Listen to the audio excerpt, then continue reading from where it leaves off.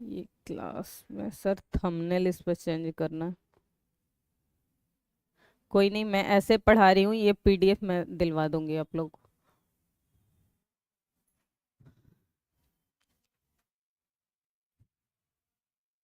Good morning.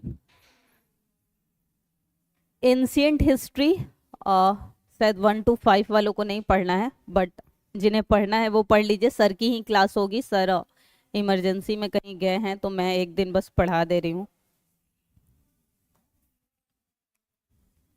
सबसे पहले तो ये पता है कि हिस्ट्री को 3 भागों में विभाजित करके पढ़ते हैं। तो जो एंशियंट हिस्ट्री है यानी कि प्राचीन भारत का इतिहास, एंशियंट हिस्ट्री ऑफ इंडिया, तो इसे विभाजन करके पढ़ा जाता है। जब आपको एंशियंट हिस्ट्री पढ़ना हो तो उसे 3 भाग में विभाजित करके पढ़िएगा, तभी पूरा हिस्ट्री जो है समझ में आएगा। तो अगर हम प्राचीन भारत का इतिहास जो है इसका विभाजन करें,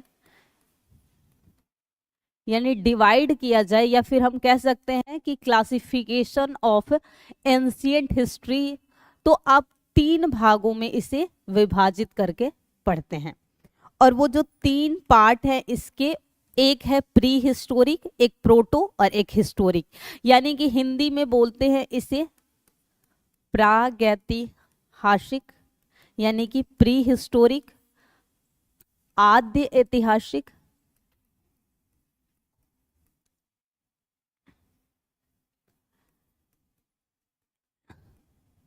यानी प्रोटो हिस्टोरिक, और ऐतिहासिक यानी कि हिस्टोरिक। ये 3 में जो है विभाजन करके मूल रूप से हिस्ट्री को हम पढ़ते हैं। तो आपसे अगर पूछा जा रहा है कि ये मान लो प्री हिस्टोरिक है, ये हुआ प्रोटो हिस्टोरिक, ये हुआ हिस्टोरिक, ठीक। तो प्री हिस्टोरिक में कहां से कहां तक के समय काल को रखेंगे, या किस इतिहास के किस समय काल को हम प्री हिस्टोरिक के अंतर्गत रखेंगे? तो प्री हिस्टोरिक में याद रखिएगा, जिन समय काल को रखा जाता है जब सिर्फ और सिर्फ मनुष्य जो था पत्थर से परिचित था, इसके अलावा कुछ नहीं। यानी कि कोई जो है मनुष्य के पास लिखित साक्ष्य उपलब्ध नहीं था।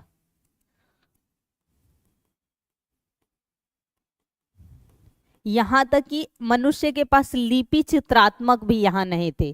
तो ये समय काल जो कहलाता है प्री हिस्टोरिक कहलाता है।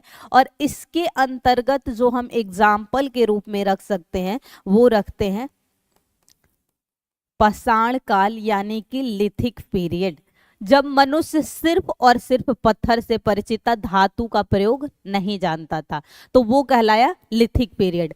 यहां जब हम आते हैं यानी कि प्रोटो हिस्टोरिक के समय काल में, तो यहां मनुष्य जो था लिपि से परिचित हो चुका था, पर लिपि को वो किंतु पढ़ नहीं सकता था। यानी कि ये जो समय काल था, लिपि तो थी उपलब्ध पर मनुष्य जो है पढ़ नहीं सकता था। तो इसके अंतर्गत जो समय काल रखा जाता है वो रखा जाता है सिंधु घाटी सभ्यता। क्योंकि सिंधु घाटी सभ्यता में जो मनुष्य है धातु से परिचित, आपको पता होगा मनुष्य तांबे का भी प्रयोग करता था, लेकिन यहाँ पर किसी तरह की लिपि हमें नहीं प्राप्त हुई है। इसके अतिरिक्त जो ये समय काल होगा, यानी हमारे पास क्या आ जाएगा, साहित्यिक स्रोत उपलब्ध हो जाएगा, लिटरेरी। यहाँ मनुष्य जो है साहित्य से परिचित, यानी कि रचनाएं होने लगी थी। यहाँ तक हम किसी प्रकार की रचना को नहीं देखते, पर जैसे ही वैदिक में आप आएंगे तो वैदिक में देखेंगे, वैदिक के जो साक्ष्य हैं वो वेदों से, तो वेद क्या था, कहीं ना कहीं लिखित रचना के रूप में माना गया था। तो ये जो समय काल आपको आएगा, यानी कि यहीं से कहीं ना कहीं वैदिक सभ्यता की नींव पड़ेगी, लेकिन इसके समय काल में आपको वैदिक सभ्यता और उसके बाद का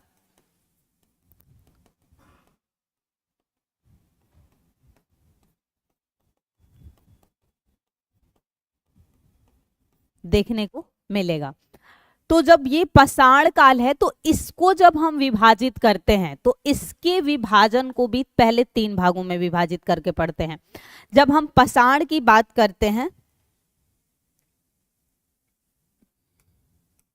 यानी कि लिथिक पीरियड, पाषाण काल, तो लिथिक पीरियड को सर्वप्रथम पहले हम 3 भागों में विभाजन कर देते हैं। ये जो 3 समय काल रहा, ये कहलाता है पूरा पाषाण, यानी कि पैलियोलिथिक पीरियड। उसके बाद आता है मध्य पाषाण काल, और तीसरा जो आता है नियोलिथिक यानी नव पाषाण काल।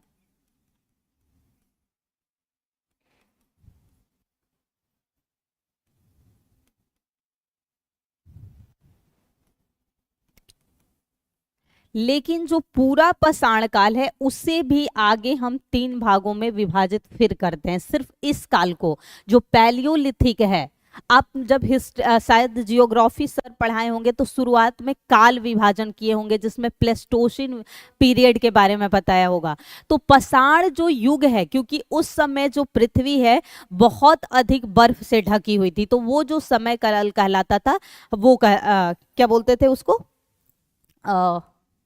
अभी मैंने क्या बोला था वर्ड, हाँ पैलियोलिथिक नहीं, जो काल विभाजन का प्लेस्टोसिन काल था। तो प्लेस्टोसिन काल में पाषाण की बात की जाती है, तो यहाँ 3 भागों में आपको विभाजन जो है दिखता है। और ये 3 भागों में जो विभाजन था, निम्न पूरा पाषाण काल, यानी कि लोअर पैलियोलिथिक पीरियड, मध्य पाषाण काल, सॉरी मध्य पूरा पाषाण काल,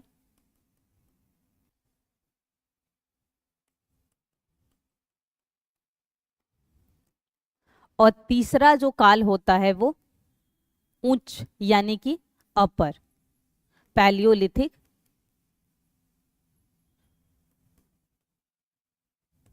पाषाण काल। ये बस 3 से ही आपके प्रश्न जो भी बने हैं, क्योंकि एक प्रश्न शायद 9 to 10 में पूछा गया था कि सिंधु घाटी सभ्यता को किस काल में रख के देखते हैं, तो उसमें जो आपका जवाब हुआ था वो हुआ था ये आद्य ऐतिहासिक प्रोटो हिस्टोरिक पीरियड में। तो जो मेन आपको हिस्ट्री से प्रश्न बनते हैं यहाँ पर, वो बनते हैं सिंधु घाटी से। ये सिर्फ इतिहास को समझने के लिए होता है, यहाँ से प्रश्न पूछे जाने के चांसेस एकदम ना के बराबर है। प्रश्न जहां से शुरू होता है वो होता है सिंधु घाटी सभ्यता। लेकिन इतिहास को समझने के लिए उसके सोर्स को जानना बहुत जरूरी होता है। आखिर किस सोर्स के आधार पे आप प्राचीन इतिहास को समझ सकते हैं। अगर आपसे पूछा जाए कि क्लासिफिकेशन ऑफ हिस्टोरिक सोर्सेज की जब बात करते हैं, यानी कि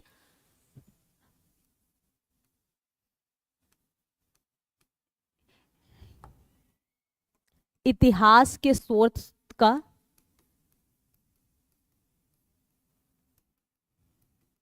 स्रोत का वर्गीकरण, क्लासिफिकेशन ऑफ हिस्टोरिकल सोर्सेज, तो इसे पहले 2 भागों में विभाजित कर देंगे। आज सिर्फ इतिहास को समझ रहे हैं, प्रश्न जो बनेगा वो इंडस वैली सिविलाइजेशन से बनता है। तो वर्गीकरण में जब हम इसे 2 भागों में विभाजित करके देखते हैं, तो पहला होता है आपका आर्कियोलॉजिकल सोर्सेज यानी कि साहित्य, वो पुरातात्विक जो भी सोर्स है, और दूसरा होता है साहित्यिक स्रोत यानी कि लिटरेरी सोर्स। तो पहले को हम कहते हैं पुरातात्विक स्रोत यानी कि आर्कियोलॉजिकल सोर्सेज जो भी होंगे, और दूसरा होता है लिटरेरी सोर्सेज यानी कि साहित्यिक स्रोत।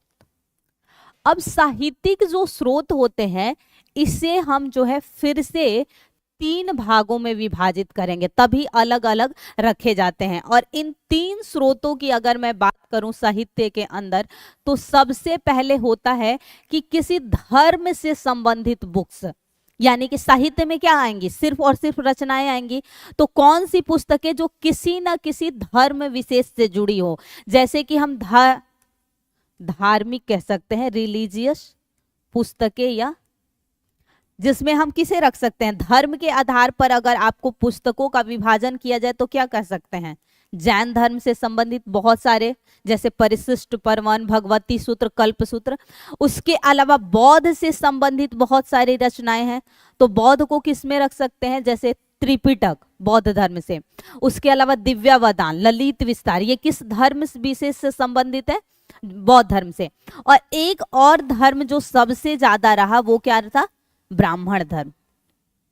ब्राह्मण धर्म से संबंधित कुछ पुस्तकों को रखा जाता है, जिसमें ब्राह्मण धर्म से पुस्तकों के अंतर्गत हम रखते हैं वेद को। वेद क्या है, धर्म ब्राह्मण ही कर्मकांड है। वेदांग है, वेद के 6 और अंग होते हैं जो वेदांग कहलाते हैं।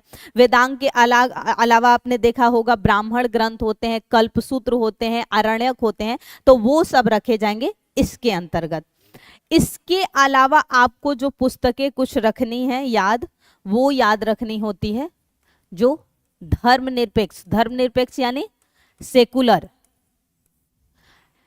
जो किसी भी धर्म से संबंधित ना हो लेकिन किसी समय काल की विशेषता को, जैसे कालिदास की रचनाएं किसी धर्म से तो नहीं लिखी होती है। उसके अलावा कौटिल्य की रचना हो गई, कोई भी रचना, राजतरंगिणी, कश्मीर का इतिहास, ये किसी धर्म से तो नहीं है, वहां का जो शासक था वहां। और तीसरा सोर्स माना जाता है विदेशी यात्री, विदेशी यात्रियों की रचनाएं या यात्रा वृतांत। यात्रा वृतांत आप समझते होंगे, जब आप किसी यात्रा पर निकलते हैं और उस घटना के दौरान जो लिखा जाता है वो यात्रा वृतांत कहलाता है। तो ये 3 सोर्सेस के आधार पर जो है हम पूरे इतिहास को विभाजित करके समझ पाते हैं कि ये रखना। धर्मनिरपेक्ष में मैं 1-2 उदाहरण लिख दे रही हूँ। कौटिल्य, ये पूरा मैं दे दूंगी आप लोगों को नोट्स, आप पढ़ लेना। अर्थशास्त्र, राजतरंगिणी का क्या था, कलहण। आप लोगों को पूरा नोट्स दिलवा दूंगी, मैं लिख ज्यादा नहीं रही हूँ। जैन में जो होंगी वो मिल जाएगा आपको। जैन से संबंधित अगर मैं पुस्तकों की बात करूं तो सबसे फेमस है कल्प सूत्र, भगवती सूत्र। ठीक वैसे ही बौद्ध में सबसे मुख्य क्या है, त्रिपिटक। और ब्राह्मण में याद रखिएगा वेद, वेदांग,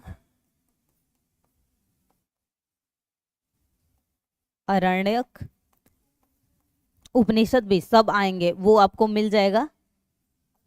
आपको मैं नोट्स प्रोवाइड करा दूंगी सीधे, ठीक है, तो वो आप लोग रीड कर लेना वहां से। अगर विदेशी यात्रियों की बात करें तो कहां कहां के विदेशी यात्री भारत में आए थे, चीन से आए थे, उसके बाद अरब से बहुत सारे आए थे, उसके अलावा यूरोप, यूनानी जो थे, रोम या यूनानी, यहाँ से अलग अलग समय काल में जो आए हैं और इनकी जो रचनाएं हैं, जैसे फाहियान की जो रचना है, वेन्सांग की जो रचना है, मेगस्थनीज की जो रचना है, ये सभी रचनाएं क्या आती हैं, विदेशियों की रचनाएं। इन्हीं से जो है मेन जानकारी मिलेगी। ठीक वैसे ही आपसे पूछा जाए कि साहित्यिक स्रोतों में क्या रखेंगे, तो इंस्क्रिप्शन यानी कि अभिलेख जो मिलते हैं, सारे अभिलेख मेरे नोट्स में आपको एक साथ मिल जाएगा, जो भी इंपॉर्टेंट वहां पे, और जितनी पुस्तकें हैं वो भी एक साथ मिल जाएगा। अभिलेख हो गए। इसके अलावा प्राचीन समय काल के सिक्कों को किस नाम से जाना जाता था, हाँ बिल्कुल, आहत या पंचमार्क। तो ये हो गए।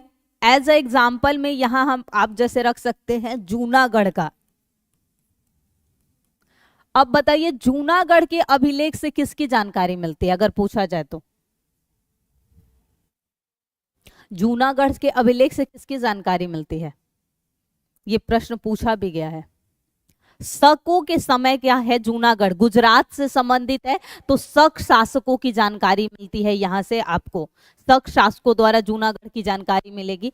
इसके अलावा उस समय की बनी हुई मूर्तियां, बहुत सारी मूर्तियों से हमें मिलता है कि किस समय काल में कौन सी मूर्तियां थी। तो जैसे अगर आपसे पूछा जाए कांसे की नर्तकी कहां से, किस समय काल से? सिंधु घाटी सभ्यता। और किस विधि से ये बनाई जाती थी मूर्तियां? ये होती थी लॉस्ट वैक्स मेथड कहलाता था, यानी कि मोम को पिघलाकर बनाने की विधि होती थी। पहले मोम से आकृति दी जाती थी और उस आधार पे बनती थी। तो ये सारी पूछा जाएगा। उसके अलावा जो उस समय के पुराने स्मारक हैं, भवन हैं, जैसे कि सबसे फेमस भवन में माना जाता है कि पटना से ही प्राप्त चंद्रगुप्त का राजप्रसाद, क्योंकि वो उस समय लकड़ी से बनाया गया था। तो वो एग्जाम्पल के रूप में आप रख सकते हैं चंद्रगुप्त मौर्य का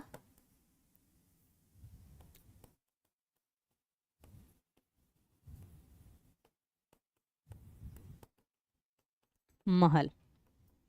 कुछ मूर्तियां मिली हैं, ये मिले हैं। इसके अलावा आपको प्राचीन मृदभांड, क्योंकि अलग अलग समय काल में अलग, जैसे कि हम बात करते हैं जब सिंधु घाटी सभ्यता में, तो यहाँ सिर्फ लाल काले मिले हैं।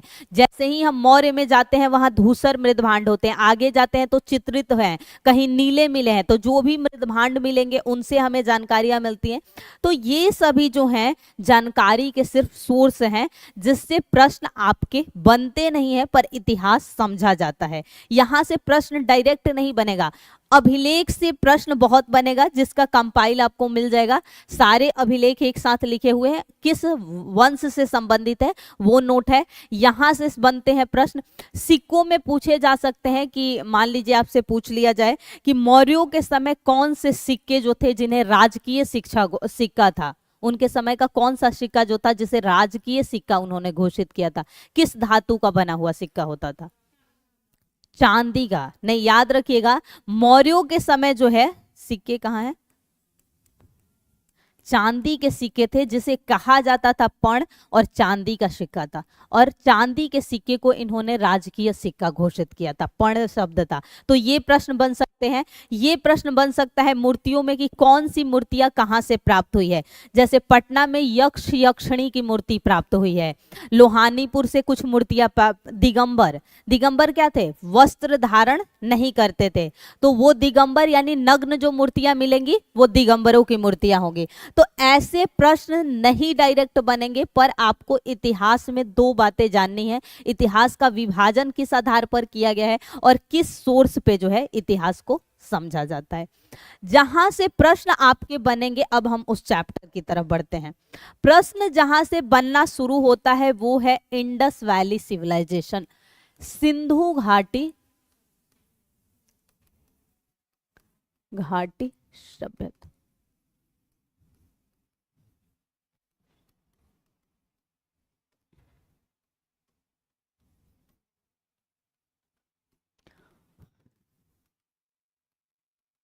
सिविलाइजेशन।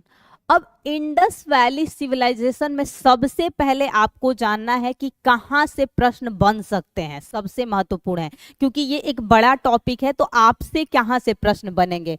तो इंडस वैली सिविलाइजेशन में आपसे जो प्रश्न बन सकते हैं उसमें 4 ही पॉइंट से प्रश्न मैंने देखा बन सकते हैं।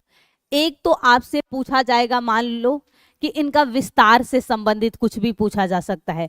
जो एक्सपेंशन था इंडस वैली सिविलाइजेशन का, वो कितने बड़े क्षेत्र में था। इसके अलावा आपसे प्रश्न पूछ लिया जाएगा सिंपल कि इसकी विशेषताएं क्या थी, यानी कि इंडस वैली सिविलाइजेशन में क्या जो यूनिक फीचर्स थे जो कि आज भी जो है प्रासंगिक है, यानी आज भी हम लागू करें तो वो बिल्कुल हमारे यहाँ सही है। इसके अलावा आपसे जो प्रश्न पूछ लिया जाएगा, मान लीजिए काल निर्धारण, सीधे सीधे कि उसका समय काल जो है कहां पर था, कितने से कितने समय काल को इंडस वैली सिविलाइजेशन के अंदर रख के देखते हैं। और एक हम कह सकते हैं प्रमुख स्थल जो है वह प्राप्त साक्ष्य, यानी कि इन मेजर प्लेसेस से जो एविडेंस प्राप्त हुए हैं, जैसे सीधे बनेगा कालीबंगा से निम्न में से क्या प्राप्त हुआ है, डॉकयार्ड के लिए निम्न में से कौन सा स्थल फेमस था, यानी कि डॉकयार्ड आप लोग समझ रहे होंगे जहां पोर्ट को खड़ा किया जाता है, तो ये बनेगा। और एक बनेगा आपसे प्रमुख तथ्य, यानी कि तथ्यों में जैसे सबसे बड़ा प्लेस कौन है इंडस वैली सिविलाइजेशन के, सबसे पहले किसकी खोज की गई, ये सभी प्रश्न। बाकी इसमें जब पढ़ते हैं हम अगर विस्तार से तो बीसीओ पॉइंट बनते हैं, पर आपसे वहां से प्रश्न नहीं पूछा जाएगा। तो हम एक एक कर उस पर चर्चा कर लेते हैं। इसका जो है नोट्स मैं दे दूंगी, पढ़ा भी दूंगी कुछ पॉइंट्स, और ये जो है आपको सीधे नोट्स मिल जाएगा, क्योंकि ये बहुत सारी प्लेसेस हैं तो याद रखना, मैं पढ़ा दूं तो नहीं होगा। और जितने भी प्राप्त एविडेंस हैं, साक्ष्य हैं, वो मिल जाएगा। और प्रमुख तथ्यों के लिए भी मैंने जो बना रखा है वो आपको मिल जाएगा, ठीक है। ये 3 के बारे में पढ़ा रही हूं। एक्सपेंशन, अगर जब भी विस्तार की बात हो आप इस माध्यम से याद रखना, कभी भी खुद भी याद रखना हो तो इसी माध्यम से रखना, north to south, east to west, कितना विस्तार जो है पाया जाता है। अगर विस्तार में हम उत्तर की बात करें तो वैसे एक पॉइंट यहां याद रखिएगा कि जो इंडस वैली सिविलाइजेशन का विस्तार है वो याद रखिएगा वर्तमान के भारत, पाकिस्तान और अफगानिस्तान का बहुत कम हिस्सा शामिल है, यानी कि वर्तमान के भारत, पाकिस्तान व अफगानिस्तान का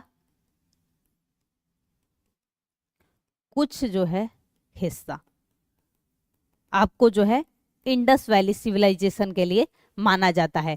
अफगानिस्तान से सिर्फ और सिर्फ 2 ही स्थल जो हैं वो मुख्यतः प्राप्त हुए हैं, ज्यादातर भारत में और उसके अलावा पाकिस्तान में आपको फैले, क्योंकि भारत और पाकिस्तान भारतीय उपमहाद्वीप का ही भाग थे। 1947 से पहले ये भारतीय उपमहाद्वीप के नाम से जाने जाते थे। तो उत्तर में जो विस्तार की अगर मैं बात करूं तो ये याद रखना है मांडा, ये है जम्मू एंड कश्मीर में। और नदी की बात की जाए तो ये है चिनाब नदी। दक्षिण में अगर हम बात करें दैमाबाद, ये है महाराष्ट्र में, और महाराष्ट्र में एग्जैक्ट पूछे तो अहमदनगर तक इसका विस्तार है। और नदी पूछा जाए तो प्रवरा, जिसे हम परवरा भी लिख सकते हैं, तो गलत, कंफ्यूज मत होइएगा, दोनों में से कुछ लिखा हो तो सही होगा। अगर हम बात करें ईस्ट के विस्तार की तो ये आपको मिलेगा आलमगीरपुर, जो कि वर्तमान में यूपी के मेरठ तक है। कहां तक? और अगर इसमें रिवर की बात की तो यमुना की ट्रिब्यूटरी जो हिंडन रिवर है, क्योंकि जो हिंडन के आसपास ही बरसा हुआ है ये, हाँ यमुना की ट्रिब्यूटरी है हिंडन, वहां पर। और अगर इधर पूछे जाए तो ये याद रखना सुतका गेंडोर, जो कि वर्तमान में पाकिस्तान में है, और पाकिस्तान में जो है बलूचिस्तान प्रांत जो है। और रिवर की बात करें तो दास्क। बस यहां से अब जो भी प्रश्न बनेगा, मान लीजिए सिंपल प्रश्न बनेगा कि मांडा जो है किस नदी के किनारे बसा हुआ शहर है, दैमाबाद किस नहर, या फिर पूछेगा उत्तरी छोर कौन है, दक्षिणी छोर कौन है, पूर्वी छोर कौन है और पश्चिमी छोर कौन है, यही जो है आपसे पूछा जाएगा। अगर पूछ लिया जाए कि इसका शेप कैसा है, आकृति शेप कैसा है, तो ट्रायंगल याद रखिएगा, त्रिभुजाकार है। ये आपको कुछ पॉइंट्स जो है यहां से पूछे जा सकते हैं, सिंपल और सीधे बन सकते हैं। क्योंकि याद करिए जो प्रश्न बना था वो शायद बना था इसके या इसके बारे में कि मांडा या किस, हाँ ये बना था। एक बार और किसी नदी से पूछा हुआ प्रश्न है, तो वहां से प्रश्न बनेगा। सबसे जरूरी होता है आपका विशेषताएं। यहां याद रख लिए काल निर्धारण। काल निर्धारण में सबसे मुख्य क्या माना जाता है? जो कार्बन डेटिंग विधि।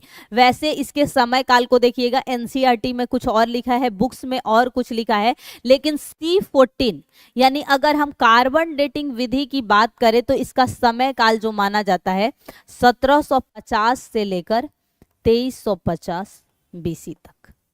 लेकिन बहुत जगह आपको 1400 से 2500 बीसी भी मिलेगा, अलग अलग। लेकिन C14 जो सबसे सटीक माना जाता है काल निर्धारण, ये 1750 से 2350। तो ये फैक्ट्स आपसे पूछे जाएंगे, इसके और इसके मैं आप लोगों को नोट्स दे दूंगी। और अब मैं बात कर रही हूँ फीचर्स पे, यानी कि इंडस वैली सिविलाइजेशन के क्या प्रमुख विशेषताएं थी।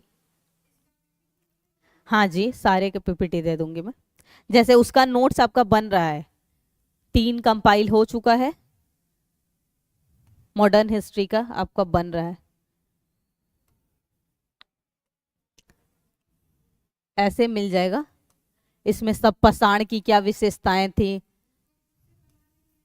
नहीं, इसे रीड कर लीजिएगा, क्यों मेहनत करिएगा? जब मेहनत ऑलरेडी हो चुकी है तो आपको क्या जरूरत है मेहनत करने की? इसको लिखने का कोई फायदा नहीं होगा।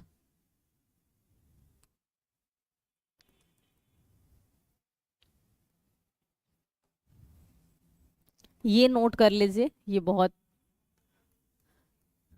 विशेषताएं। अब विशेषताओं में आप जानते हैं कि हम किसी भी समाज की विशेषता की बात करते हैं तो कई तरह की विशेषताएं होती हैं उस समाज में। यानी राजनीतिक तौर पे उस समय स्थिति कैसी थी, वहाँ का सामाजिक सोशल स्ट्रक्चर कैसा था, वहाँ पर आर्थिक स्थिति कैसी थी, धर्म का आधार कहाँ था। क्योंकि अभी तक लिपि वगैरह नहीं थी, तो साहित्य और कला में इतना जो है आपको एक्सपेंशन या विस्तार देखने को नहीं मिलेगा। तो हम एक तो कह सकते हैं भौगोलिक विस्तार, जो कि हमने देख लिया कि भूगोल में कहाँ कहाँ, भारत, पाकिस्तान, अफगानिस्तान और उत्तर दक्षिणी, वो हमने चर्चा कर ली। हम अगर राजनीति में बात करें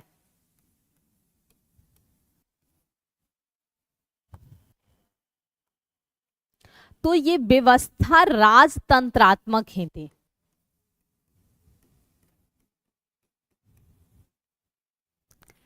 किंतु इतना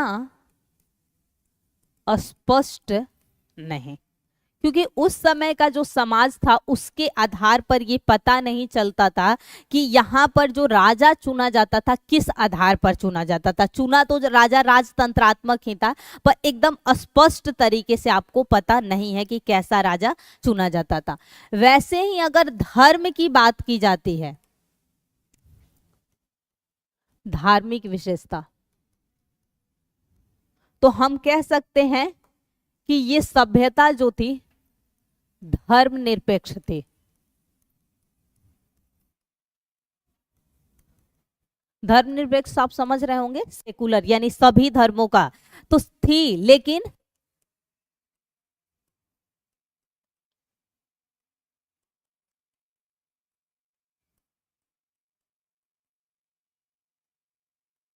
जैसे आज भले ही किसी समाज को हम सेकुलर कह लें, लेकिन वहां पर धर्म हावी ही दिखेगा आपको। क्या है, हिंदू अपने आप को महान समझेंगे, जो मुस्लिम बहुल एरिया है वो मुस्लिम अपने आप को महान समझेंगे।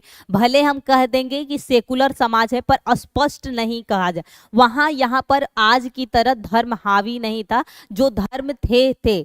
लेकिन यहाँ आप याद रखिएगा कर्मकांड थे। कर्मकांड आप समझते हैं, समाज में जो भी कुरीति होती है। क्यों कर्मकांड था? क्योंकि यहाँ पर मनुष्य के साथ बकरी को दफनाने का और कुत्ता दफनाने का साक्ष्य मिलता था। यानी कहीं ना कहीं व्यक्ति के अंदर ये था कि जो मृत्यु परांत जो है जन्म होता है, तभी तो वो सेफ्टी के लिए देता होगा। कुत्ते को क्या है, हम कहते हैं कि कुत्ता जो है वफादार जानवर होता है, तो हो सकता है सुरक्षा की पर्पज से लोग कुत्ते को रखते होंगे। बकरी को ये मान के चल सकते हैं कि खाने के लिए, खाद्य सुरक्षा के लिए। अब बकरी को खाया जाता है, आज भी लोग मांस के रूप में खाते हैं। तो कर्मकांड था। ये कह सकते हैं कि लोग पुनर्जन्म को मानते थे, पुनर्जन्म।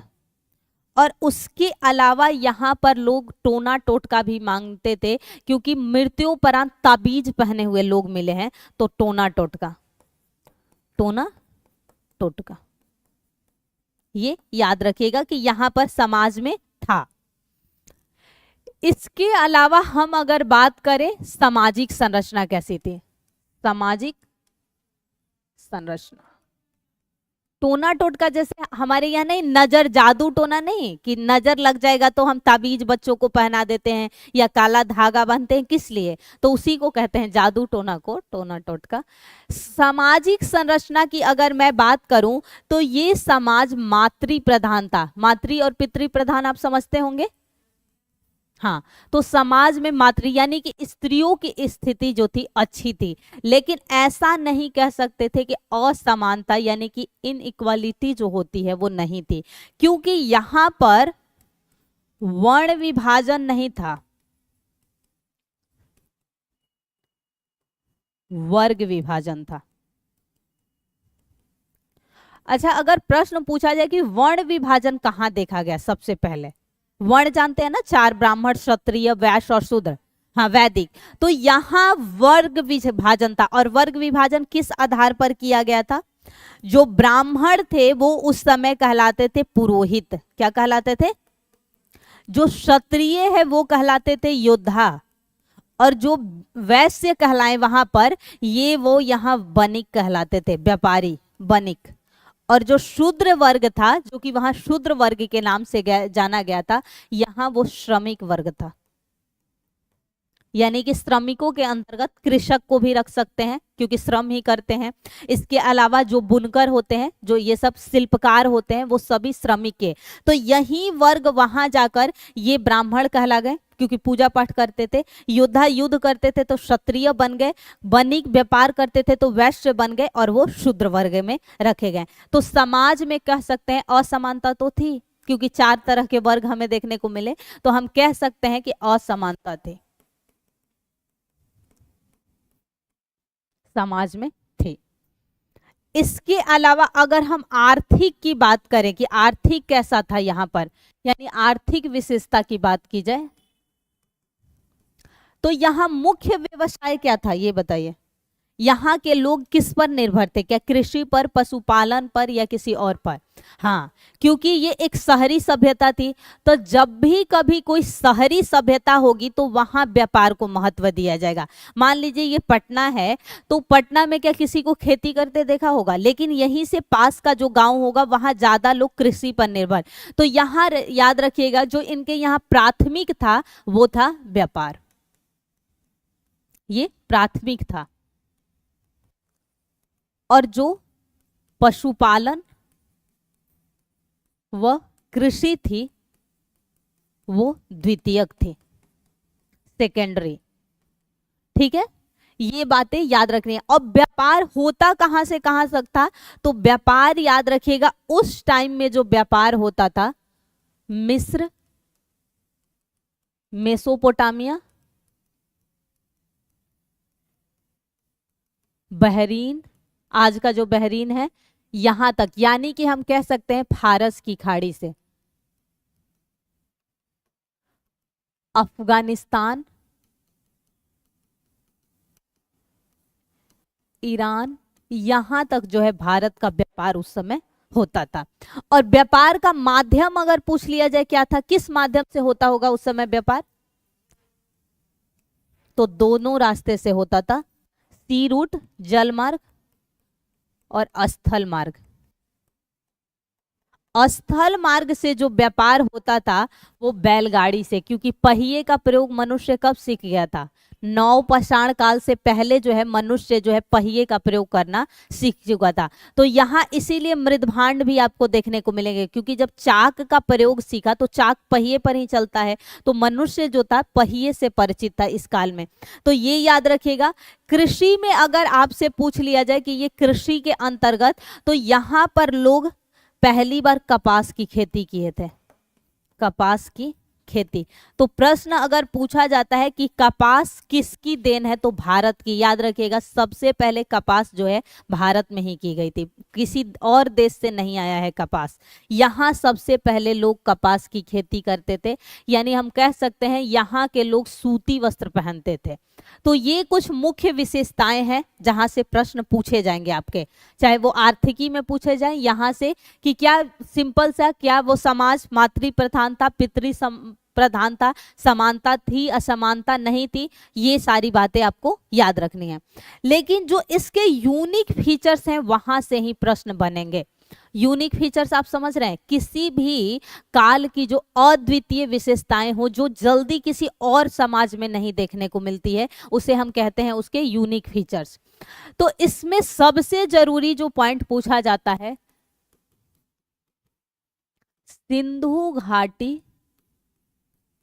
की अद्वितीय विशेषताएं।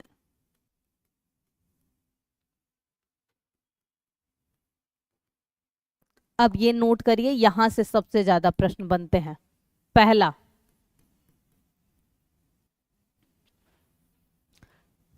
नगर नियोजन प्रणाली।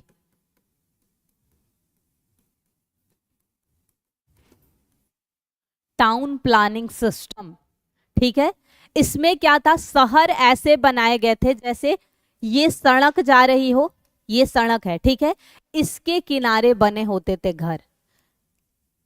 अब आपने अभी कुछ दिन पहले स्मार्ट सिटी एक सुना होगा कि कुछ 15 में या 14 में प्रधानमंत्री ने लाया था। उसमें क्या था, एक ऐसा शहर बनाना है जहां सारी सुविधाएं एक साथ हो। तो यहाँ नगर नियोजन प्रणाली में जो आपको सुविधाएं मिलती थी, पेयजल था, पेयजल, ढकी हुई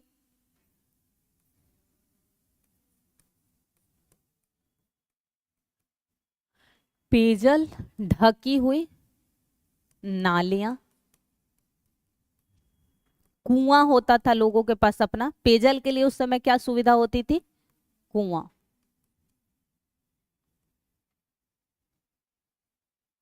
पक्की सड़कें थी,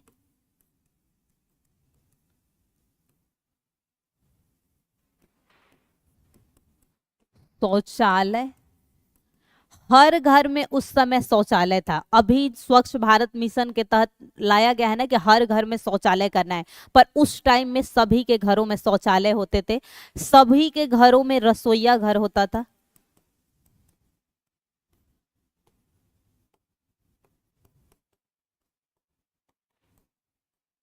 उस समय जो घर था वो 2 मंजिला होता था और पक्की ईंटों का बना होता था। पक्की व डिजाइनदार को क्या हिंदी में बोल सकते हैं, हाँ, अलंकृत ईंटों का प्रयोग। तो ये सभी सुविधाएं आपको मिलती थी। तो क्या ये आज का जो स्मार्ट सिटी है उससे नहीं मिल रहा है? ये आज जो स्मार्ट सिटी की बात की जा रही है, या फिर एक योजना लाया गया था अमृत योजना, अटल मिशन इनोवेशन रिनोवेशन कुछ करके, पूरा एकदम एकदम मुझे एग्जैक्ट नहीं याद है, कुछ ऐसे ही था, AMRUT, हाँ, अर्बनाइजेशन ट्रांसफॉर्मेशन करके था, कि जो शहरें बनाई गई हैं उसको नए तरीके से बनाने के लिए। तो क्या ये वहां से सीखने की जरूरत नहीं है हमें? उस समय नालियां, यहाँ देखिएगा, अगर कभी भी पटना में भी थोड़ी सी बारिश होती है तो क्या होती है, सड़कों पे पानी, क्योंकि हमारे यहाँ सीवेज सिस्टम बहुत गंदा है, पानियां निकल नहीं पाती है, पतली है और चौड़ी नहीं है, और घर से निकलने वाली जो भी गंदगी है नाले में लोग डाल देते हैं। वहां पक्की और ढकी हुई नालियां होती थी, और इन नलियां जो थी पक्की भी थी। और पक्की के लिए किसका प्रयोग किया जाता था, चूना व जिप्सम का।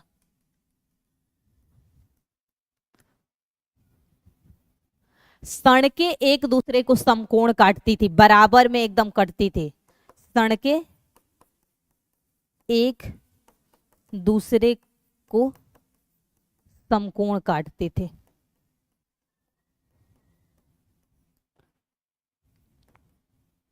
ये था, ये वहां की कुछ यूनिक फीचर्स थे। इसके अतिरिक्त मैं कुछ यूनिक फीचर्स की बात करूं, सार्वजनिक स्नानागार कहाँ देखने को मिला था?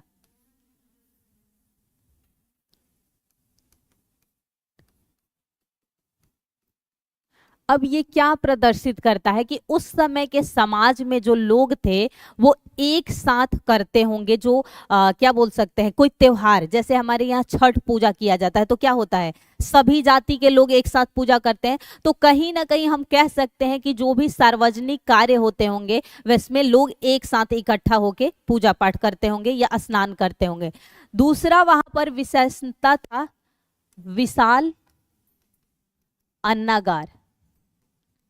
ये किस बात को प्रदर्शित करता है कि प्राकृतिक आपदा से सुरक्षा के लिए अनाजों का भंडारण किया जाता था, यानी कि कृषि सरप्लस होता था। अगर जब तक सरप्लस, आप समझते होंगे खाने से जो बच गया, तो जब तक सरप्लस नहीं होगा, मान लो इतना ही कृषि होगा कि लोग सिर्फ खा ही पाएंगे, तो सरप्लस नहीं होगा तो इकट्ठा नहीं, यानी कि कृषि ठीक ठाक थी कि लोग इकट्ठा करके अनाजों को रखते थे। किसके लिए? कि किसी भी नेचुरल डिजास्टर के समय जो है यहाँ की जनता जो हो भूखे ना रहे। इसके अलावा बताइए ये दोनों कहां से मिला था साक्ष्य? मोहनजोदड़ो। कहां पर है मोहनजोदड़ो? जी बिल्कुल। विशाल जलाशय का साक्ष्य कहां से मिलता है? जलाशय समझ रहे होंगे आप, जहां पर जल का जलाशय कहां पर मिला था? जी बिल्कुल। धौलावीरा कहां है?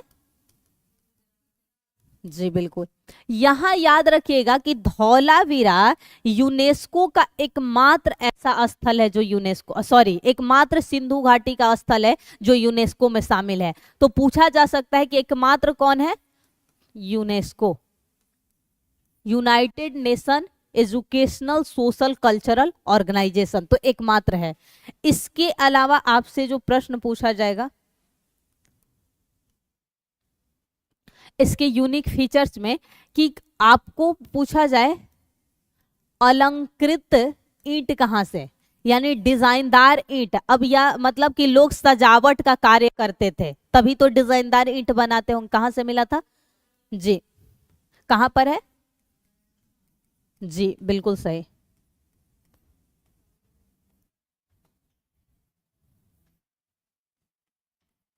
कालीबंगा। कौन ऐसा स्थल है जहां से डॉकयार्ड का, डॉक यार्ड कहां पर मिला था साक्ष्य? लोथल। हाँ, क्योंकि वैसे भी ये वही स्थल पे होगा जिसकी सीमा जल से लगेगी, क्योंकि व्यापार करना है तो डॉकयार्ड का साक्ष्य कहां से मिलेगा आपको? लोथल से। इसके अतिरिक्त अग्नि, क्योंकि अग्नि से लोग परिचित कब हो गए थे? बहुत पहले हो गए थे। आग का प्रयोग, पत्थरों के प्रयोग से ही तो आग का प्रयोग सीख चुके थे। तो पूछा जाए कि अग्नि वेदिका कहां से मिला था? अग्नि वेदिका, हाँ, जहां पूजा किया जाता है, हवन के लिए कुंड होता है। कालीबंगा भी हो सकता है, लोथल में भी है, ठीक है, कालीबंगा भी हो सकता है, क्योंकि कई स्थानों से। बनावली कहां पर है? बनावली हरियाणा, हरियाणा। तो इन तीनों स्थानों से जो है अग्नि वेदिका, यानी अग्नि से लोग जो है प्रयोग पूजा पाठ में करते थे।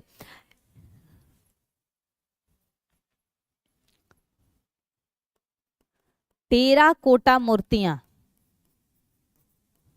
टेराकोटा आप समझते होंगे, जब मिट्टी को पका दिया जाता है तो टेराकोटा कहते हैं। ये कहां से मिला है? टेराकोटा की मूर्तियां भी मिली हैं बनावली से। टेराकोटा, बैल की मूर्तियां मिली हैं, सांड की मूर्तियां मिली हैं। अब अगर पूछा जाए कि कांसे की नर्तकी कहां से मिली है?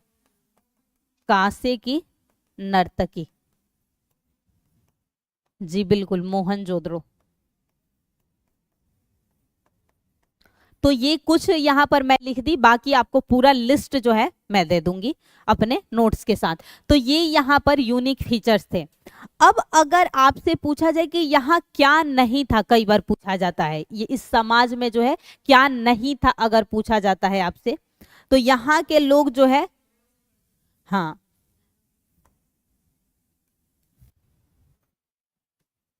यहां पर जो है समाज में मंदिर का साक्ष्य नहीं मिला था। मंदिर का साक्ष्य नहीं, लेकिन मूर्ति पूजा करते थे, मूर्ति पूजा करते थे। यानी कि मंदिर का ऐसा कोई साक्ष्य नहीं मिला, लेकिन ये कतई नहीं कह सकते कि लोग मूर्ति पूजा नहीं करते थे। मूर्ति पूजा में किसकी पूजा यहाँ पर सबसे फेमस थे? नहीं, यहाँ वो तो नटराज आगे जाएंगे, मातृ देवी, जो कि योनि के रूप में, और पशुपति, नाग, इन सब की पूजा जो है लोग करते थे। मूर्ति पूजा होती थी, पर मंदिर का साक्ष्य कहीं से नहीं मिला है। सेकंड पॉइंट,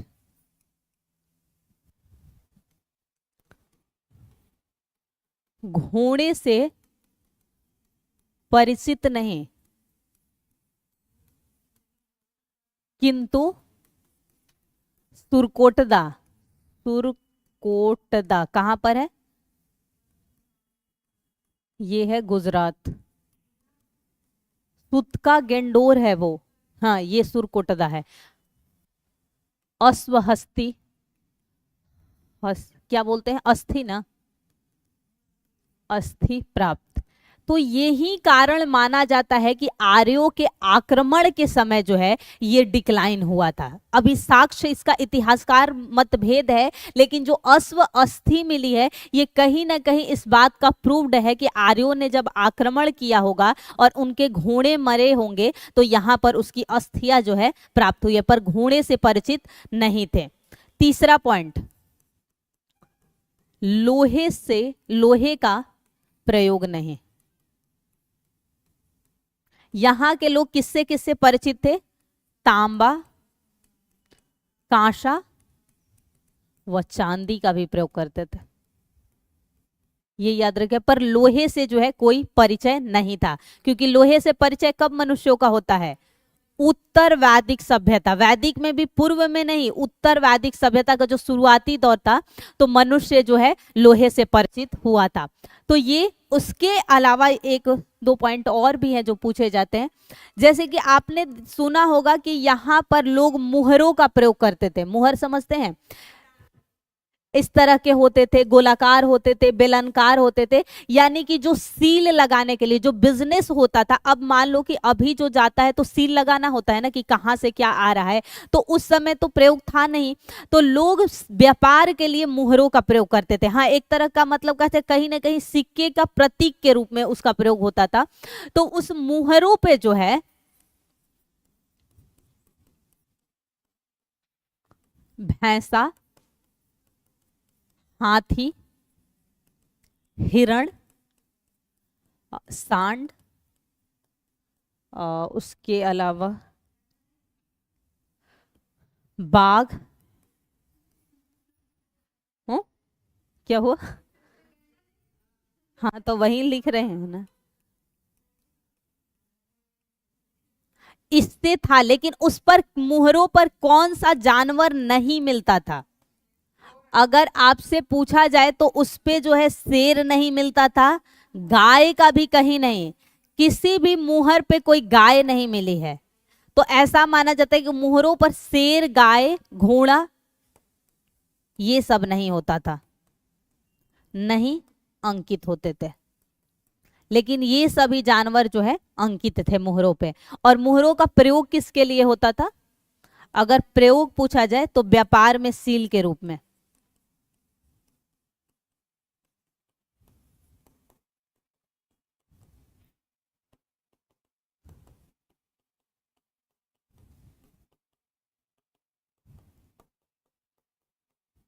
तो ये कुछ पॉइंट्स जो कि आपसे पूछे जा सकते हैं कि है, थे या नहीं थे उस समय के समाज में।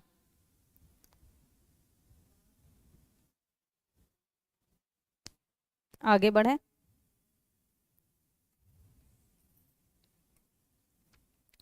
और यहाँ पर क्या खास खास विशेषताओं में से मिली थी, तो एक याद रखिएगा, जो हम आजकल बोलते हैं रेन हार्वेस्टिंग, जिसको बोलते हैं कि बारिश के पानी को कंजर्व करके प्रयोग करना, तो इस समय समाज में था।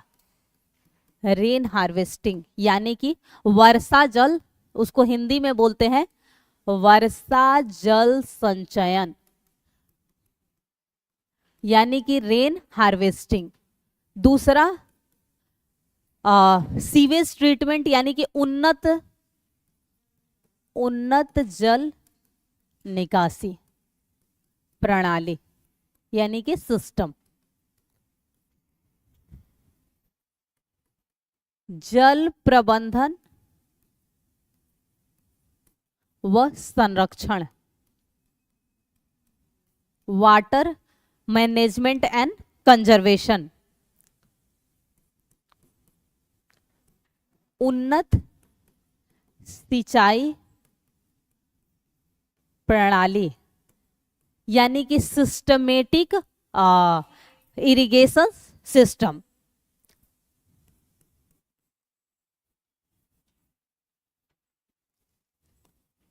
दरवाजे मुख्य द्वार पर नहीं खुलकर पीछे की तरफ। अब बताइए कि एक ऐसा अपवाद है जहां दरवाजा मुख्य द्वार पे खुलता था, कौन ऐसा स्थल था? लोथल में।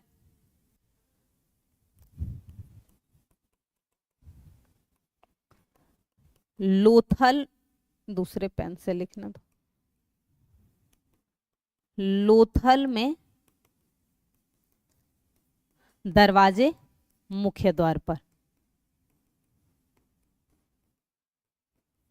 यहां से प्रश्न जो है आपके बन सकते हैं।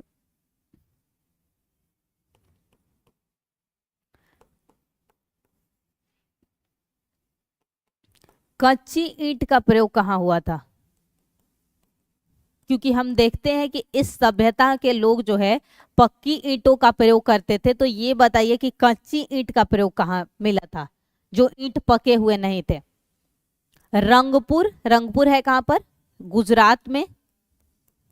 रंगपुर व कालीबंगा। और सिर्फ अगर डिजाइनदार पूछा जाए तो सिर्फ मिला है कालीबंगा से, लेकिन कच्ची ईंट का प्रयोग कहां से मिलता है आपको? रंगपुर और कालीबंगा दोनों से ही मिलता है।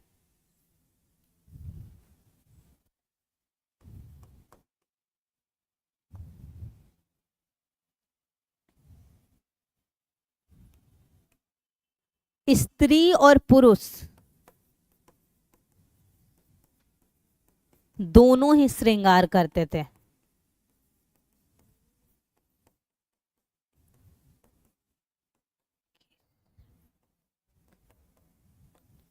केश विन्यास समझ रहे हैं? बाल डिजाइन करना। उस समय दोनों ही बाल में डिजाइन करते थे, अभी जैसे अभी भी कर रहे हैं। आजकल के लड़के बहुत बाल में डिजाइन करने लगे हैं, तो स्त्री और पुरुष दोनों ही करते थे। तो कहां से जो है ये श्रृंगार का सामान का साक्ष्य मिला है? हाँ, क्या क्या सामान मिला था हमें? लिपस्टिक, आईलाइनर, हाँ, श्रृंगार बॉक्स, वैनिटी बॉक्स प्राप्त हुआ है। इसके अलावा यहां पर लोग मन के, यानी जो बड़े बड़े माला होते हैं मन के, ये सभी ईटीसी कर दीजिए। और भी कुछ मिला होगा। तो जो मन के बनाने के कारखाने कहाँ मिले हैं? चनहुदड़ो, चनहुदड़ो।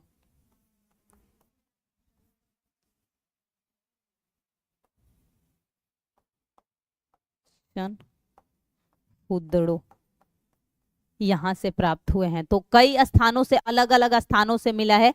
और यहाँ पर हाथी दांत कंघी भी मिला है। हाथी दांत कंघी और तांबे का आईना, यानी श्रृंगार का प्रचलन जो है समाज में लोग थे, दोनों ही लोग जो थे श्रृंगार करते थे। तो ये कुछ मुख्य विशेषताएं हैं जहां से प्रश्न आपके बनेंगे सिंपली। और जो लिस्ट मिल जाएगा उसमें आपको जितने प्रमुख स्थल, जैसे लिस्ट ऐसे मिलेगा, पाकिस्तान में जितने प्रमुख स्थल हैं, अफगानिस्तान में जितने प्रमुख स्थल हैं, राजस्थान में, पंजाब में, सभी मिल जाएंगे। उसके अलावा कौन से एविडेंस कहाँ से प्राप्त हुए हैं ये मिल जाएगा आप लोगों को कल। कल आपको 3 दिलवा दूंगी, एक आज दोनों का वो रीड कर लीजिएगा उसमें, जिसमें एक यहाँ पर है भी, ये पूरा पाषाण काल में जितने भी साक्ष्य मिले हैं, कई अलग अलग संस्कृतियां, जैसे कि यहां से देखा होगा आपने, कभी प्रश्न बनता है, ये जो है इसका हेडिंग है, जो उसने टाइपिंग एरर, भीमबेडका किसके लिए फेमस है, तो पूछा गया होगा मानव गुफा या मानव गुफा चित्रकला के लिए। अगर पूछा जाएगा कभी भी प्रश्न कि सबसे प्राचीन या प्राचीनतम जो है गुफा चित्रकला का साक्ष्य कहां से प्राप्त हुआ है, तो भीमबेडका। पटसन का साक्ष्य कहां से प्राप्त हुआ है, नेवासा। नेवासा है महाराष्ट्र। सर्वाधिक लोहे के औजार, अतरंजी खेड़ा। मातृ देवी की प्रतिमा, इनाम गांव। इनाम गांव एक संस्कृति थी महाराष्ट्र की, वहां से। तो ये सभी पूछा जा सकता है। मानव अस्थि पंजर का पहला अवशेष कहां से मिला था, सबसे पहले मनुष्य की जो हड्डी का संरचना होता है वो पिकली हाल से निवास, यानी कि मनुष्य जब रहना सीखा, क्योंकि शुरुआती में क्या रहा, आखेटक रहा, जब वो किसका प्रयोग सबसे पहले सीखा, सबसे पहले उसने लोहे का प्रयोग करना सीखा, फिर कृषि करना सीखा। तो जैसे ही कृषि करना सीखा, कृषि से पहले पशुपालन करता था वो, क्योंकि कुत्ता बहुत पहले पाल लिया था। तो जैसे ही मनुष्य कृषि सीखेगा तो उसको क्या लगेगा, क्योंकि कृषि कई महीनों का प्रोसेस है, तो वो एक स्थान से दूसरे स्थान जाकर कृषि नहीं कर सकता, तो रहने का सीखा। तो पिकली हाल से। जोरवे संस्कृति एक है जिसका सबसे बड़ा स्थन कौन सा है, दैमाबाद। प्रस्तर फलक, पत्थर से बने हुए, गिलुंद। ताम्र पाषाण संस्कृति, यानी तांबे का भी लोग जानते थे प्रयोग और पत्थर का भी, तो ये कायथा, ये भी महाराष्ट्र में है। और भारत की सबसे बड़ी ताम्र निधि, यानी कि तांबे वाला फंड जो वहां से होता था। तो ये सभी प्रश्न बनते हैं जो कि इसमें लिखे हुए हैं, आप खुद से पढ़ लेना। और यहाँ कुछ प्रश्न भी होंगे, यहाँ कुछ प्रश्न भी होंगे, इस प्रश्नों को कराना पड़ेगा आप लोगों को, कर सकते हैं आप लोग, बहुत टफ नहीं होगा। भारतीय पुरातत्व का जनक, उत्खनित प्रमाणों के अनुसार पशुपालन प्रारंभ हुआ था कब, निचला यानी लोअर पैलियोलिथिक में, मध्य यानी कि मिडिल पैलियोलिथिक, ऊपरी यानी कि अपर, और मध्य पाषाण यानी मेसोलिथिक। जी बिल्कुल, मेसोलिथिक में हुआ था। पाषाण का ये तीनों भाग है, इसमें जो है मनुष्य नहीं प्रयोग किया था। मेसोलिथिक में जाकर क्या हुआ था। नेक्स्ट, मध्य पाषाणिक प्रसंग में पशुपालन के प्रमाण जहां मिले वह स्थान है, कहां से मिला था, लंघनाज, वीरभानपुर, आदमगढ़, चोपनी, मांडो, कहां से मिला है। हाँ, आदमगढ़ के अलावा कहां से, एक 2 स्थानों से मिला है। आदमगढ़ है कहां पर, मध्य प्रदेश। एक और डिस्ट्रिक्ट अब मिला है, राजस्थान का बागोर। इन 2 स्थानों से याद रखिएगा पशुपालन का साक्ष्य मिलता है, आदमगढ़ मध्य प्रदेश और बागोर राजस्थान। निम्न में से किस स्थल से हड्डी के उपकरण मिले हैं, उपकरण। हाँ, इसके अतिरिक्त अगर पूछा जाए हड्डी के उपकरण कहां से मिले हैं, चिरांद कहाँ है, हाँ चेचर, ये भी बिहार। सराय नाहर राय कहाँ है, उत्तर प्रदेश। इन सभी स्थानों से क्या मिले हैं, हड्डी के आभूषण या उपकरण, कुछ भी, क्योंकि प्राचीन समय काल में आभूषण भी लोग हड्डियों के प्रयोग करते थे। तो ये एक ही कब्र में 3 मनुष्य के साक्ष्य मिले हैं, कहां पर है, उत्तर प्रदेश। ये चारों ही वैसे स्थान याद रखे कि उत्तर प्रदेश में हैं, और ये सभी सिंधु घाटी से पहले के हैं साक्ष्य, क्योंकि वो जो पेज है वो सिंधु घाटी का नहीं है। आज जो मैं सिंधु घाटी आपको पढ़ाई हूँ, सिंधु घाटी का साक्ष्य अलग से वो मिल जाएगा आप लोगों को। खाद्यान्नों की कृषि सर्वप्रथम प्रारंभ हुई, खाद्यान्न मतलब खाने वाली कृषि। नवपाषाण, मध्य पाषाण, पूरा पाषाण, प्रोटो ऐतिहासिक।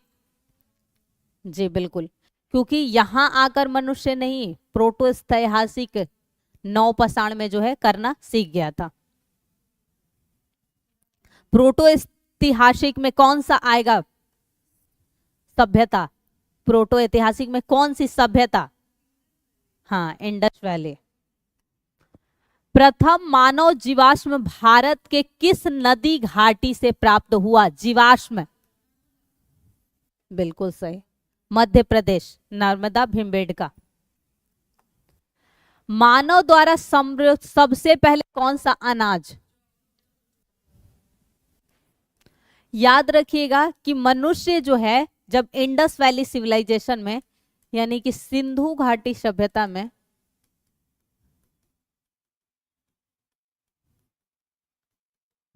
गन्ने से परिचित नहीं था, कृषि ने।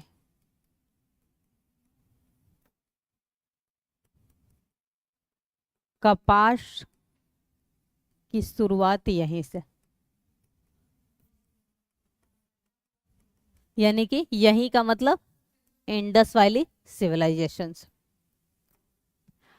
भारतीय उपमहाद्वीप में कृषि के प्राचीनतम साक्ष्य, देखिए कृषि का प्राचीनतम साक्ष्य अलग होता है और चावल का अलग होता है। कोल्डिहवा जो है, पहले तो ये आधा ल होना चाहिए, ऐसे होता है चावल, ये चावल इलाहाबाद के पास है। लहुरा देव मेहरगढ़ टोकवा, यहां देखना है प्राचीनतम का मतलब क्या होता है? सबसे पहले। यहां दो बातें याद रखना है, ठीक है? अगर इस ऑप्शन में लहुरा देव नहीं दिया होता और लहुरा देव के स्थान पे कोई और ऑप्शन होता तो आपका सही जवाब मेहरगढ़ होता। लेकिन अगर लहुरा देव और मेहरगढ़ दोनों दिया है तो हमेशा आपका जवाब लहुरा देव, क्योंकि पहले जो साक्ष्य मिला था वो सबसे पहले मेहरगढ़ से ही हमें प्राप्त हुआ था कृषि का। लेकिन कुछ वर्षों पहले, मतलब हो गया ठीक ठाक समय, एक और साक्ष्य मिला हमें लहुरा देव से कृषि के, जो मेहरगढ़ से भी प्राचीन है। इसीलिए अगर दोनों ऑप्शन में होंगे तो लहुरा देव ही टिक करना है, लेकिन लहुरा देव दिया ही ना हो तो आपका जवाब मेहरगढ़ 100% सही है, उसमें किसी और के साथ जाना ही नहीं है, 100%। मान लीजिए यहाँ कोई भी नहीं दिया हो और तब भी लहुरा देव दिया हो, तब भी सॉरी मेहरगढ़ दिया हो, तब भी मेहरगढ़ पे करना, क्योंकि यही मिला था सबसे पहले। अभी उसके पश्चात कुछ दिनों पहले लहुरा देव से मिल गया था, इसलिए लहुरा देव हो गया है। नवपाषाण युग में भारतीय उपमहाद्वीप के उत्तर पश्चिमी क्षेत्र, उत्तर पश्चिमी क्षेत्र का मतलब क्या है? इधर का, सॉरी इधर वाला भाग, हाँ, निम्नलिखित में से किस स्थान पर कृषि के अभ्युदय के प्रारंभिक प्रमाण, यानी कृषि का शुरुआत, मुंडगिक, मेहरगढ़, दम्बद और ये, अब बोलिए। हाँ, इसीलिए मैंने दोनों प्रश्न रखा है कि जब सिर्फ मेहरगढ़ हो तो आपको मेहरगढ़ के साथ जाना है। नेक्स्ट, भारत में अगर पशुपालन और कृषि दोनों एक साथ पूछ दे, दोनों के साक्ष्य कहां से मिलेंगे? पशुपालन भी लिख दे और कृषि भी लिख दे। अंजीरा, दम्त, सादत, किली और मेहर, कोई नहीं एक से अधिक, मेहरगढ़ के साथ ही तब भी जाना है। कृषि और पशुपालन दोनों में भी मेहरगढ़ के साथ जाना है।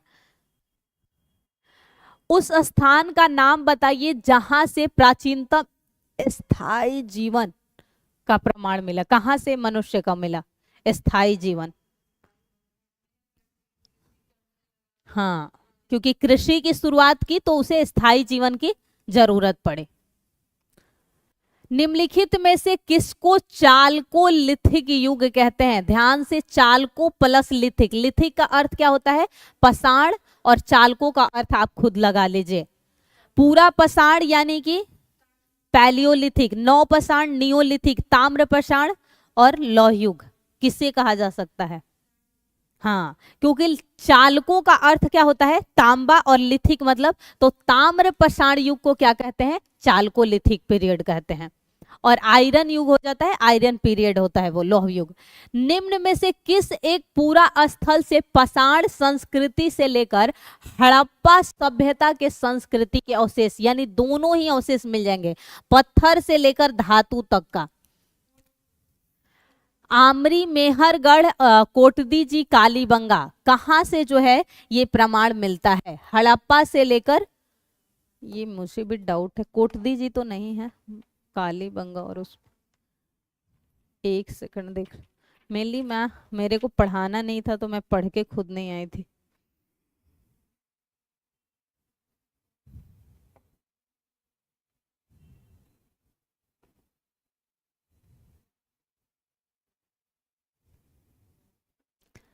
एग्जैक्ट तो मुझे भी नहीं याद, पर मुझे लग रहा है यहाँ होना चाहिए, इसलिए हाँ मेहरगढ़, ऑब्वियसली। यहाँ क्या पूछा है, पाषाण संस्कृति, तो हम जब पाषाण संस्कृति की बात कर रहे थे तो वहां पर हमने मेहरगढ़ पढ़ेंगे, आप नोट्स को जब देखिएगा तो वहां मेहरगढ़ और सिंधु घाटी, क्योंकि ये तीनों स्थल का जो संबंध है, आमरी कहां पर है, पाकिस्तान में, जहां से हिरण की हड्डी का साक्ष्य मिला है। वैसे रियल में ये आमरी ऐसे नहीं लिखाता है, आमरी होता है, पर गूगल ट्रांसलेट ने ऐसे किया है। कालीबंगा से किसका साक्ष्य हमें सबसे पहले मिला, इंडस वैली सिविलाइजेशन का। कोटदी जी, इससे भी हमें जो साक्ष्य मिला है, मेहरगढ़ एकमात्र ऐसे स्थल है जो इंडस वैली सिविलाइजेशन से पहले भी चर्चा में था, क्योंकि यहाँ मेहरगढ़ वगैरह से कई ऐसे साक्ष्य प्राप्त हुए हैं जो पाषाण काल के थे, ठीक है, तो इसलिए मेहरगढ़ होना चाहिए। नौदा टोली किस राज्य में है अभी, नौदा टोली कहां पर, गुजरात, महाराष्ट्र, छत्तीसगढ़ और मध्य प्रदेश। नौदा टोली मध्य प्रदेश में है, याद रखिएगा। आदमगढ़, दो ही प्रमुख स्थल हैं, आदमगढ़ और नौदा टोली, दो ही याद रखिएगा मध्य प्रदेश में। नेक्स्ट, राख का टीला निम्नलिखित में से किस नौ पाषाणिक स्थल से संबंधित है, बुदिहार, संगनकलू, कोल्डिहवा, ब्रह्मागिरी। राख का टीला दक्षिण भारत से मिला है, याद रखो। तो कौन सा उसमें दक्षिण भारत पता चल जा रहा है, संगनकलू, ऐसे ही नाम होते हैं उधर के। संगनकलू कहाँ है, दक्षिण भारत से मिला है राख का साक्ष्य। निम्न में से कौन सा स्थल प्रागैतिहासिक चित्रकला के लिए, टाइपिंग एरर है, प्रसिद्ध है, क्योंकि सबसे प्राचीनतम चित्रकला का साक्ष्य कहाँ मिला था, भीमबेटका। कम टू नेक्स्ट, ताम्राश्व में यानी कि काल में महाराष्ट्र के लोग मृतक, जो मृतक व्यक्ति होते थे, उनके घर के फर्श के नीचे किस तरह दफनाते थे, अपने ही घर में दफनाया जाता था वहां के लोगों को। क्या उत्तर से दक्षिण, पूर्व से पश्चिम, दक्षिण से उत्तर और पूर्व से पश्चिम, किस तरफ उनका शरीर करके दफनाया जाता था, ऐसे। हाँ, उत्तर से दक्षिण ये लोग दफनाए जाते थे। निम्न, आज के सेशन का शायद आखिरी ही प्रश्न होगा, नहीं है, निम्न में से किस स्थान पर मानव के साथ कुत्ते को दफनाने का साक्ष्य कहां पर है। ये कहीं ना कहीं अंधविश्वास को दिखाता है कि सुरक्षा की दृष्टि से, सिक्योरिटी पर्पस से जो है कुत्ते को दफनाया जाता था कि मृत्युपरांत जो है अपने मालिक की रक्षा करेगा। गर्त आवास के साक्ष्य, गर्त यानी जमीन के नीचे जो घर होता है, जी बिल्कुल।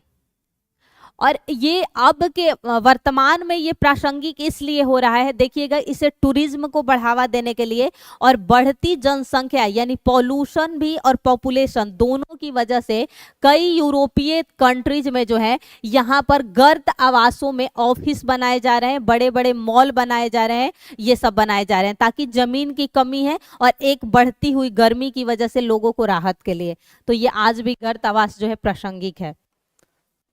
तो आज इतना, आपको मिलेगा आज 3 नोट्स, जिसमें से एक में से मैं ये बोलूं, ये बस रीड कर लेना, यहां से प्रश्न आपके पूछे जाने के चांसेस ना के बराबर होते हैं, सिर्फ इतिहास को समझने के लिए। इसके अलावा सोर्स जो होगा उसे रट जाना, वहां से प्रश्न भर के पूछेंगे, क्योंकि सारे पुस्तकों के नाम एक साथ वहां लिखे हुए हैं, तो वो कर लेना। इसके अलावा आपको मिलेगा इंडस वैली सिविलाइजेशन का पूरा जो है मैं दिलवा दूंगी, ठीक है। तीनों नोट्स को कंपाइल ही करवा के दिलवा दूं, हाँ मैं भिजवा दूंगी, तीनों को कंपाइल करवा के दे दूं। तो ये बोर्ड का देने की जरूरत है या सिर्फ ब्लैक वाला दे दूं लिखा हुआ, हाँ ठीक, हाँ